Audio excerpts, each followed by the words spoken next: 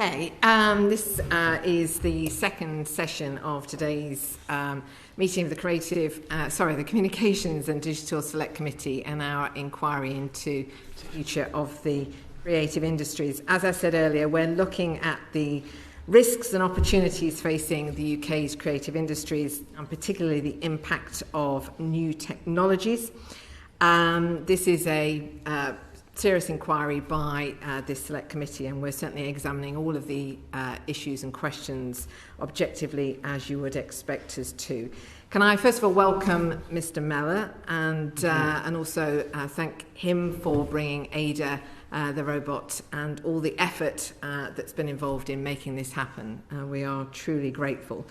And could I start, Mr. Meller, by asking you to briefly introduce yourself and no doubt introduce Ada as well. So I'm Aidan Meller. I'm the director behind the Ada Robot project, Ada Robot being the first autorealistic robot artist. Thank you very much indeed. Okay, well, shall we start then? Do you want to tell us a little bit about what Ada does and what was the reasoning behind creating this robot? Sure.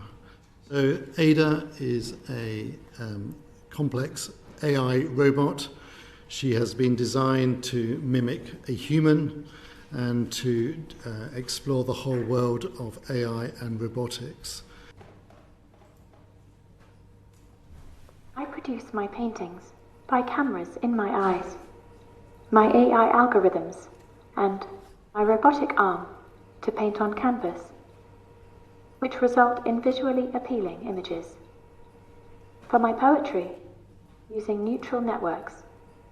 This involves analyzing a large corpus of text to identify common content and poetic structures, and then using these structures/contents to generate new poems.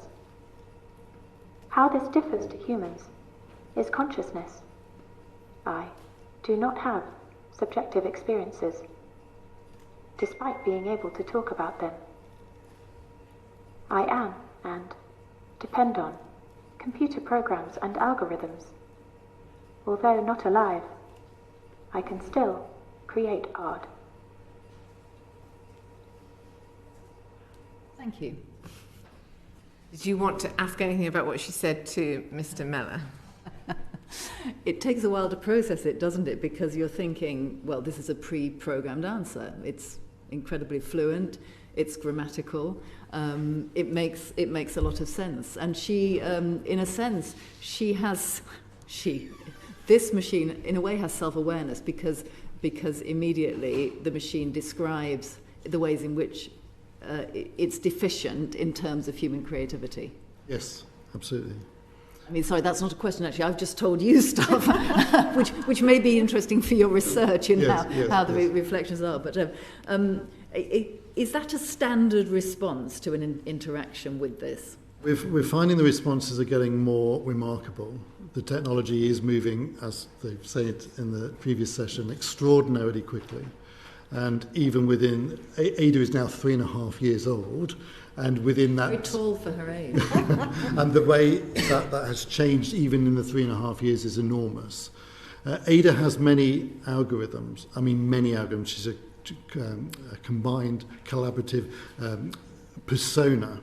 She was engineered by Engineered Arts, based in Cornwall, a remarkable company for robots, and an enormous number of programmers from the universities of, as you're possibly well aware, from the universities of Oxford, Leeds and Birmingham. She does have very different algorithms for very different outcomes. So she has a set of algorithms for drawings, she has a set of algorithms for paintings, she has a set of algorithms to do speaking, writing, using the AI language model. And as she said, she used most of the data. You'll say, well, isn't it taking data from, likes of other artists, for example? Well, actually, most of what she produces as an artist is through what she sees. Those cameras in the eyes are taking in images that is enabling her to then interpret. And the most astonishing thing is that word interpret. If she did the same portrait or image or landscape that was the same should actually do a different artwork each time, even if the image is the same. And so that is pretty astounding when you think about the reality of that. And so she's able to then, the algorithm is then able to interrogate that image on the computer vision that then eventually goes into real-time coordinates to enable her to paint and draw.